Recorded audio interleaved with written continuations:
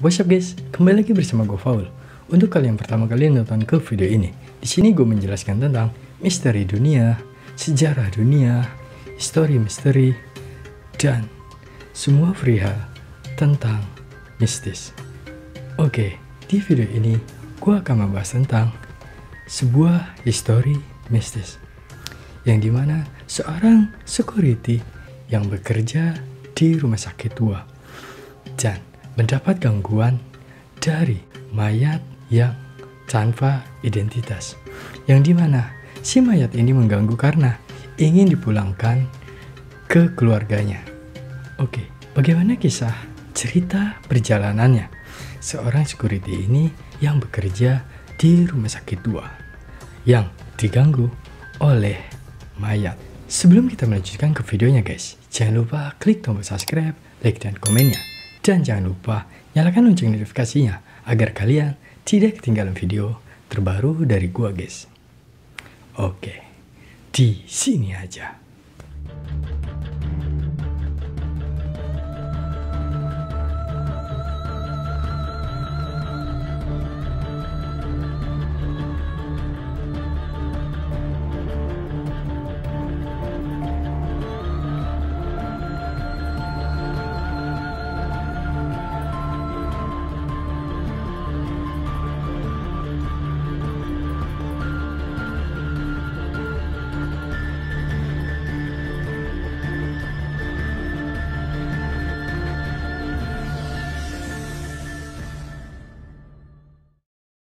Panggilan telepon dari kamar mayat.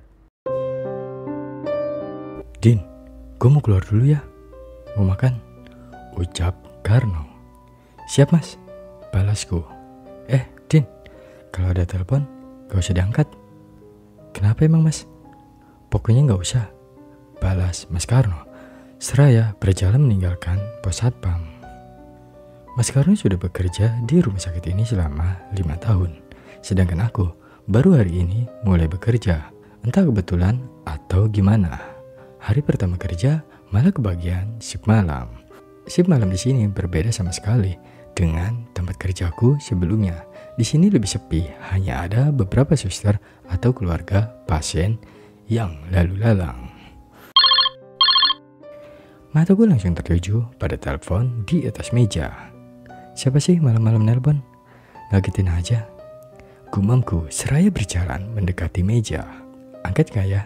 Pikirku setelah teringat ucapan Mas Karno tadi. Angkat aja dah, siapa tahu penting. Halo, sapaku, tapi tidak ada jawaban. Halo, masih tidak ada jawaban. Tut, tiba-tiba telepon terputus. Paling kerjaannya Mas Karno. Gumamku pelan, lalu kembali duduk di kursi dan menonton TV. 20 menit kemudian, Mas Karno sudah kembali ke pos satpam. Gimana Din? Tanyanya. Gimana apanya? Balasku. Ada yang nelpon gak? Senyumnya sedikit mengembang. Aku sudah tahu, pasti telepon tadi ulahnya. Tuh kan, Mas Karno iseng ya tadi. Mas Karno tertawa terbahak-bahak. Gue cuma ngetes doang, balasnya. Lanjut tertawa. Saya sih sudah biasa. Dulu pas jaga gedung kantoran, sering juga telepon bunyi sendiri. Pernah juga lift naik turun sendiri. Ya, gagal dong gua. Aku pun tertawa. Hahaha. Kami pun lanjut mengobrol tentang cerita-cerita yang beredar di rumah sakit ini. Di sini gimana mas? Ada nggak tempat yang paling ditakutin? Tanya aku. Biasanya kamar mayat. Gua kalau lagi patroli sendiri, males banget deh lewat sana. Mana harus lewatin lorong panjang gitu. Emang kamar mayatnya di mana? Di bagian belakang bangunan ini, agak pojok, dekat sama pemakaman rumah sakit. Oh, gue sakit perut, mau ke kamar mandi dulu, ucap Mas Karno. Oke mas, hati-hati ya, ucapnya sambil melebarkan senyum, lalu berlari ke kamar mandi. Kondisi rumah sakit benar-benar sepi. Sejak tadi belum terlihat orang yang masuk ataupun keluar. Aku duduk di kursi depan pos satpam sambil mengamati area sekitar. Telepon kembali berbunyi. Spontan aku menengok ke belakang. Males paling Mas Karno iseng lagi. Telepon terus berbunyi, aku mulai terganggu dengan suaranya. Dengan cepat, aku berjalan ke arah meja dan mengangkatnya. Mas, gak usah iseng, dibilang saya gak takut, ucapku. Sayup-sayup terdengar suara wanita menangis dari balik telepon. Suaranya benar-benar menyayat hati. Udah mas, gak lucu. Aku langsung menutup telepon. Ku dengar suara hentakan sepatu bot. Ternyata Mas Karno sudah ada di depan pintu pos. Lalu, lu ngerjain gua, Din? Tanya Mas Karno dengan wajah ketakutan dan nafas tersengal-sengal. Ngerjain apa, Mas? Dari tadi saya di sini. Balasku. Tadi pas gua lagi buang air besar, ada yang gedor-gedor pintu. Pas gua tanya, gak ada jawaban.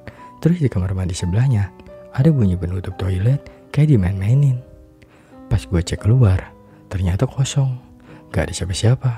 Jelas Mas Karno. Bukan saya mas, sumpah dah. Saya dari tadi di sini. Terus, lu ngapain diem di sini? Tadi ada telepon. Pas diangkat, malah suara cewek nangis. Waduh, ada yang iseng beneran ini sih.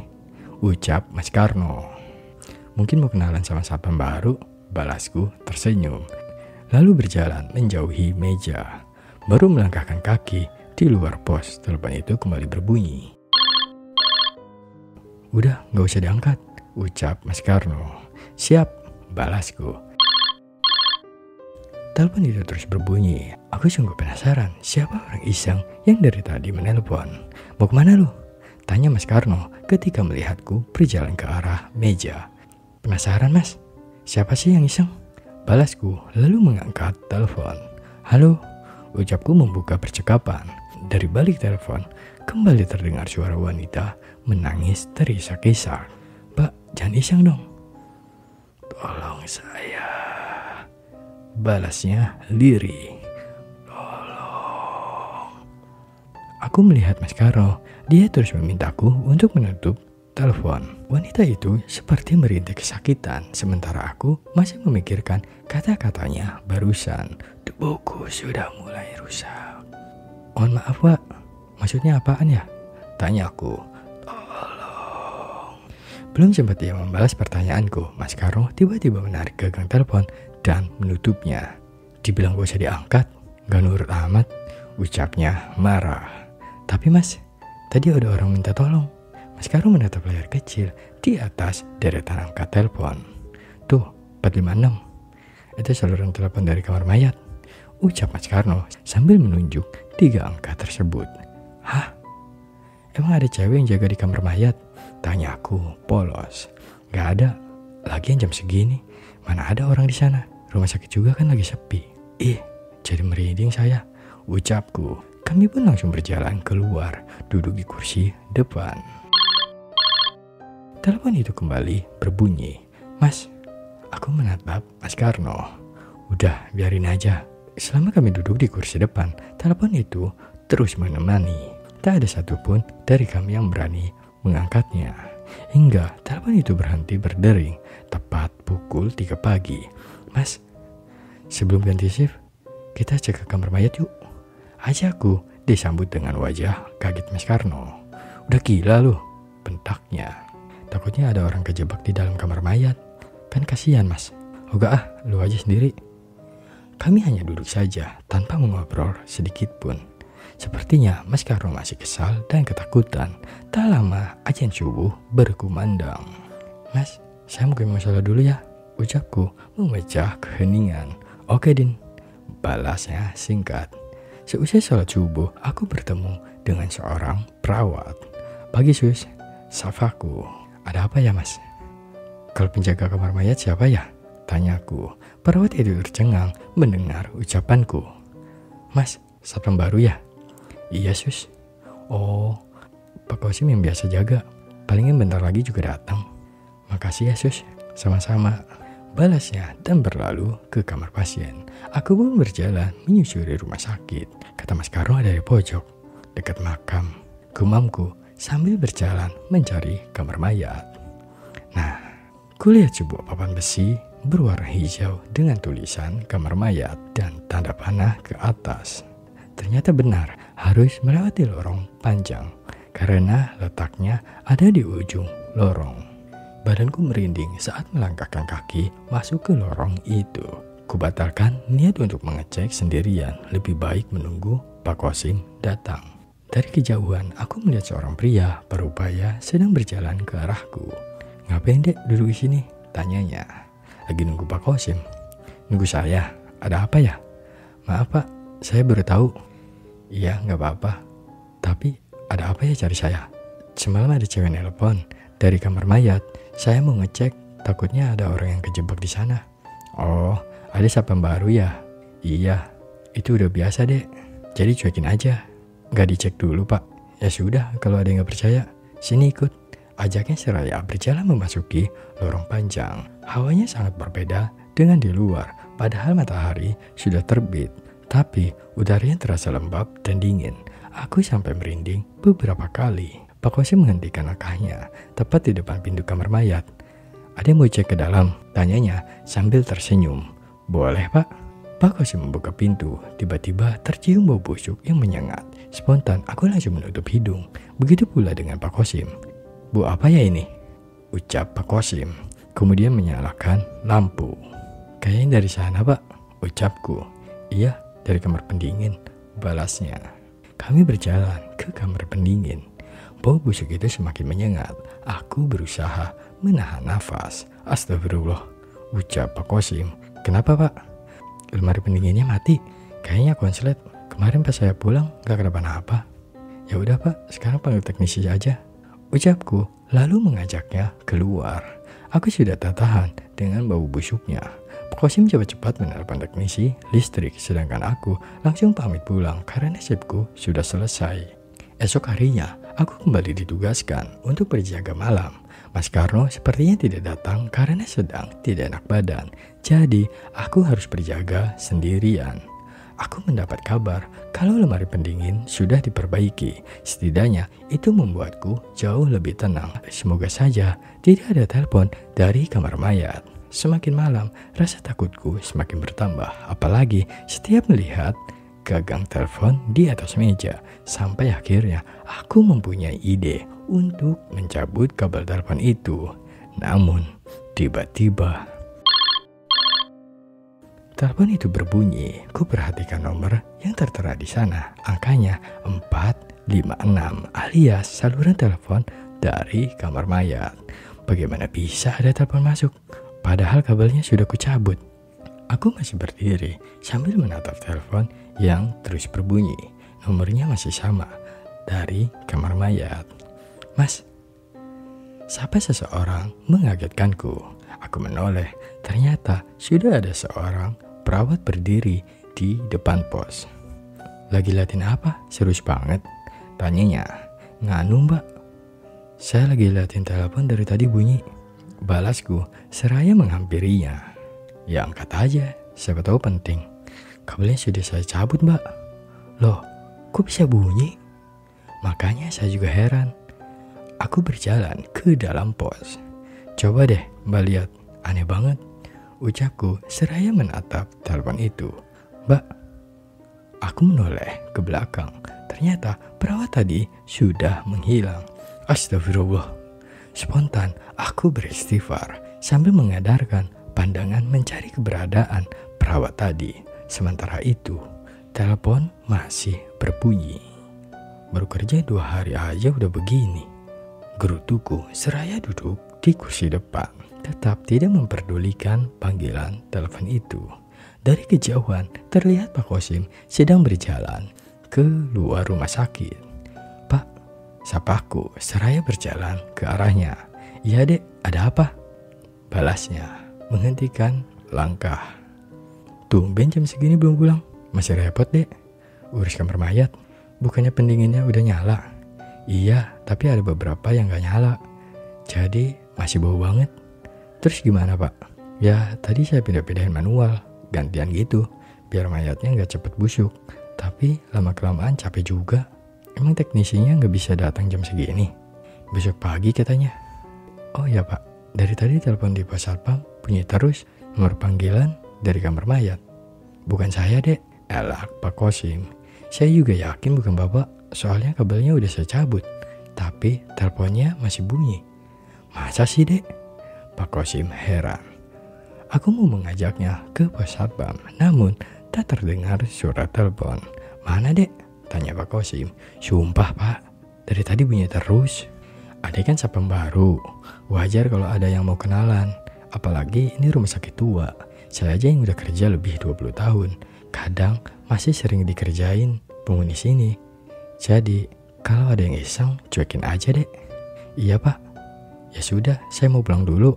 Hati-hati pak. Pak Kosim pun berlalu menuju parkiran, sementara aku kembali duduk di kursi depan. Hanya saja, kini tak terdengar suara panggilan telepon. Tet, suara klakson motor dikendarai Pak Kosim. Saya pulang dulu dek, ucap Kosim seraya menghentikan motor tepat di depan pos satpam. Iya pak. Assalamualaikum. Waalaikumsalam. Spontan, aku menengok ke belakang, menatap telepon di atas meja yang kembali berbunyi. Cukup lama aku menatap telepon itu, hingga akhirnya aku bangkit dan berjalan ke arah pintu rumah sakit. Ya, daripada harus mendengarkan bunyi telepon terus-menerus, lebih baik keliling rumah sakit. Toh, sekarang pun sudah lewat tengah malam, jarang sekali ada pasien yang datang. Aku berjalan masuk ke dalam rumah sakit. Terlihat ada beberapa perawat sedang berkumpul di depan ruang UGD. Kusapa mereka, kemudian berlalu menuju selasar yang mengarah ke ruang inap. Suasananya sepi, hanya aku sendiri yang berjalan menyusuri selasar yang agak gelap. Di ujung selasar terlihat seseorang sedang berdiri. Dari pakaiannya seperti seorang perawat. Mungkin habis mengontrol kondisi pasien di ruang inap. Aku pun berjalan mendekat. Perawat itu menoleh dan tersenyum padaku. Wajahnya tak asing, mirip sekali dengan yang gue lihat di depan pos satpam tadi. Mbak yang tadi ke pos satpam kan? Tanyaku. Ia tak menjawab, malah berjalan ke arah ruang inap. Aku pun membututinya sambil menatapnya dari ujung rambut sampai kaki. Kakinya menapak ke tanah. Berarti bukan hantu, pikirku. Tepat di depan salah satu kamar inap, ia menghentikan langkahnya, kembali menoleh ke arahku sambil tersenyum. Spontan aku pun menghentikan langkah. Jika ada yang membutuhkan bantuan, sebaiknya kamu bantu, ucapnya, lalu berjalan masuk ke kamar inap. Iya mbak, balasku seraya menghampirinya, ingin menanyakan apa maksud dari ucapannya. Namun yang kuhadapi kini hanya pintu kamar yang digembok dari luar. Astagfirullah, berarti dia bukan. Gumamku lalu membalikkan badan, mengurungkan niat untuk berkeliling. Aku kembali melewati selasar. Perawat yang kulihat berkumpul di depan ruang UGD pun masih ada di sana. Kok cepet amat mas? Tanya salah seorang perawat. Sepi, jadi gak ada yang perlu dilihat, balasku. Tapi kok jalannya kayak buru-buru gitu? Terus mukanya ketakutan, sahutnya. Pasti habis ketemu Suster Diana, sahut perawat lainnya. Oh, jadi namanya Suster Diana. Tuh kan, hampir semua yang kerja di sini minimal 1 kali ketemu Suster Diana. Tapi dia baik kok mas. Iya, cuman tetap aja kaget, balasku disertai senyum. Biasanya kalau ada kejadian di rumah sakit, dia pasti muncul. Kejadian apa? Dua malam ini beberapa pasien dan perawat mendengar suara cewek nangis di dekat kamar mayat mas. Ternyata tidak hanya aku saja yang diteror. Saya balik ke pos lagi ya mbak, ucapku pamit. Ya mas, hati-hati ada Suster Diana, balas salah satu perawat diikuti suara tawa pelan mereka. Aku pun hanya membalas dengan senyum, lalu berjalan keluar rumah sakit. Langkahku agak pelan saat mendekati pos. Dari jarak beberapa meter, tak terdengar suara panggilan telepon. Aman, ucapku dalam hati, seraya duduk di kursi depan. Astagfirullah, baru napas sebentar, gerutuku. Kesal sekaligus penasaran membuatku bangkit dari kursi dan mendekati meja. Saat gagang teleponnya kusentuh, suaranya menghilang.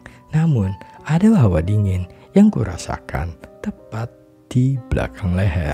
Hawa dingin yang menempel di kulit hingga membuatku merinding. bantu saya. Bisik suara wanita tepat di belakangku.